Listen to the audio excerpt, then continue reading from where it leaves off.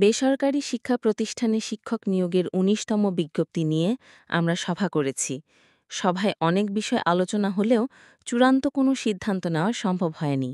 তবে আমরা চেষ্টা করব দ্রুত সময়ের মধ্যে বিজ্ঞপ্তি প্রকাশ করার। সোমবার ২৫ আগস্ট নিজ দপ্তরে দ্য ডেইলি ক্যাম্পাসের সাথে আলাপকালে এসব কথা বলেন বেসরকারি শিক্ষক নিবন্ধন ও প্রত্যয়ন কর্তৃপক্ষের চেয়ারম্যান আমিনুল ইসলাম। এনটিআরসি এর চেয়ারম্যান বলেন, শিক্ষক নিয়োগের নতুন বিধিমালা তৈরি করা হয়েছে। এই বিধিমালা একদম চূড়ান্ত পর্যায়ে রয়েছে। বিধি চূড়ান্ত হওয়ার পর আমরা বোর্ড সভা করব। বোর্ড সভায় পরীক্ষা পদ্ধতি সহ অন্যান্য বিষয় চূড়ান্ত করা হবে। এরপর নিয়োগ বিজ্ঞপ্তি প্রকাশ করা হবে। নিয়োগ বিজ্ঞপ্তি প্রকাশের সম্ভাব্য সময় জানতে চাইলে আমিনুল ইসলাম আরও বলেন, এটি বলা মুশকিল, কেননা বিধিমালা চূড়ান্ত হওয়ার পরও আমাদের একাধিক সভা করতে হবে। এই সভাগুলো না হওয়া পর্যন্ত সম্ভাব্য সময় বলা মুশকিল। এনটিআরসি এর বিধিমালা